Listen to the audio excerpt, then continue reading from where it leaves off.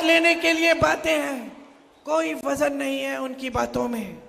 कहते हैं मैं अकेला लड़ रहा हूं, मैं अकेला लड़ रहा हूं भ्रष्टाचार के खिलाफ। आप और अकेले कैसे? सारी सत्ता आपके पास है, सारे साधन आपके पास है। आप ही के लोग कहते हैं कि दुनिया के सबसे बड़े नेता हैं आप, दुनिया के सारे प्रधानमंत्री, दुनिया के सारे राष्ट्रपति आपके साथ हैं और आप अकेले लड़ रहे हैं। मंच पे आते हैं चुनाव के समय, रोने लगते हैं बच्चे की तरह,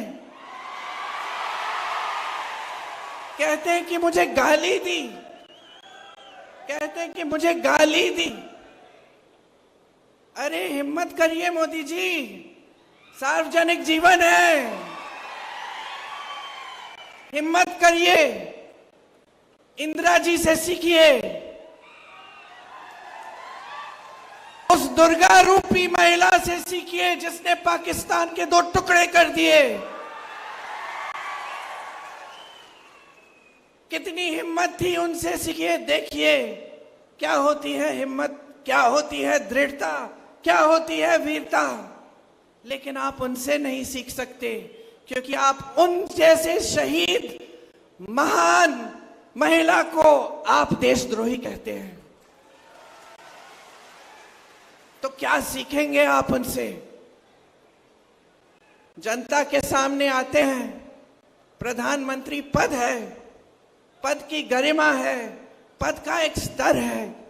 कितने महान व्यक्तियों ने उस पद को संभाला, जवाहरलाल नेहरू जैसे व्यक्ति, इंदिरा गांधी जैसी महान महिला, मनमोहन सिंह जैसे सभ्य व्यक्ति, वाजपेयी जी जैसे व्यक्ति जो लोकतंत्र को समझते थे, उसका आदर करते थे। और आज आप इस पद को संभालते हुए, इस पद की गरिमा को ना देखते हुए इस पद का स्तर आपने गिरा दिया है। चुनाव के समय आपकी इतनी भी हिम्मत नहीं है कि आप जनता को बताएं कि 10 सालों में आपने क्या किया जनता के लिए। ये जनता जो रो रही है, ये मेरे आदिवासी भाई बहन जो महंगाई की वजह से रोज रो रहे हैं, ये मेरी बहनें जो यहाँ बैठी हैं, जो दुकान जाती हैं कुछ खरीदने के लिए खाली हाथ वापस आती हैं, आधी चीजें छोड़ के आती हैं, सोचती हैं कि कल ले लूंगी, कभी और ले लूंगी, अभी जितना ले सकती हूं उतना ही लूं। आप ताली बजा रही हैं, आपका कितना संघर्ष का जीवन है। मोदी जी समझ पाते हैं इसको, वो जानते हैं, वो जानते हैं कि आप मजदूरी भी करो तो मजदूरी करने के बाद घर आती हो, घर पूरा संभालती हो, खाना बनाने का काम, सफाई का काम, बच्चों की परवरिश का काम, और ये सारी चीजें दिल में ये घबराहट लेके करती हो कि आगे क्या होगा, अगर बच्चा बीमार पड़ जाएगा इलाज कैसे कराऊंगी, घर में मरम्मत करनी है तो पैसे नहीं है, चाहे जितनी भी मेहनत कर रही हूं, चाहे मेरा पति, मेरे बच्चे जितनी भी मेहनत कर रहे हो, पूरी नहीं हो रही है मेहनत, कमाई काफी नहीं है, इलाज के लिए काफी नहीं है, बच्चों की शिक्षा के लिए काफी नहीं है, कुछ सामान खरीदना है, कोई त्योहार है उसके लिए काफी नहीं है, बच्चों की वर्दी खरीदनी है, बच्चों की फीस भरनी है, काफी नहीं है, शिक्षा करानी पड़ती है। आप बच्चों की जब शिक्षा करानी पड़ती है आपको कर्ज लेना पड़ता है, बेटी की शादी होती है कर्ज लेना पड़ता है, नुकसान हो गया खेती में तो भुगतान नहीं मिलता, कर्ज लेके काम चलाना पड़ता है और आपका कर्ज वापस नहीं करता कोई। क्या समझ सकते हैं इस बात को मोदी जी, जो आकर आपके सामने अपनी मुसीबतें गिनाते हैं, जो आकर आपके सामने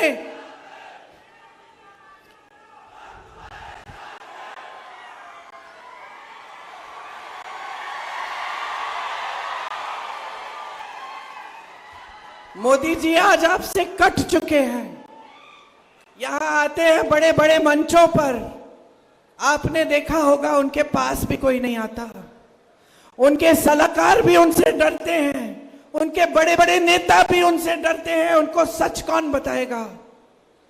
उनको ये सच्चाई कौन बताएगा कि इस देश का जो गरीब है आज पिस रहा है, इस देश का किसान कमा नहीं पा रहा है, खाद नहीं मिल रहा है, पेट्रोल डीजल का दाम इतना बढ़ चुका है कि खेती करनी मुश्किल हो चुकी है।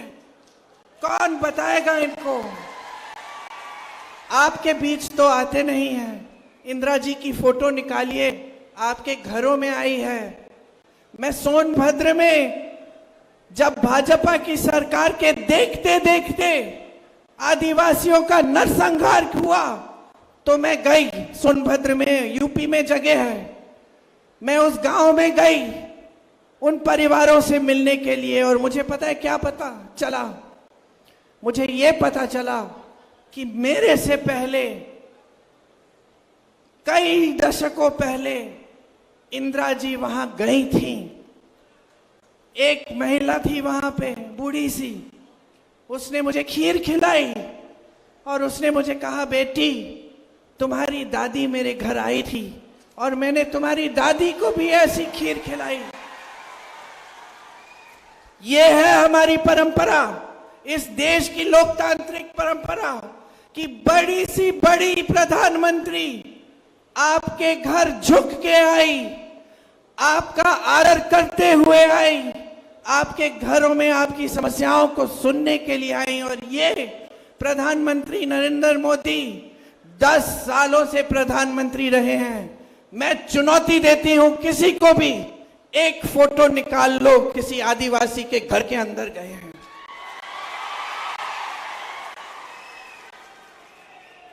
एक बार आपके पास नहीं आए। कहते हैं कि बड़ी आदर है आपके लिए, कहते हैं कि वो आपके बेटे हैं, कि शबरी जी के पुजारी हैं।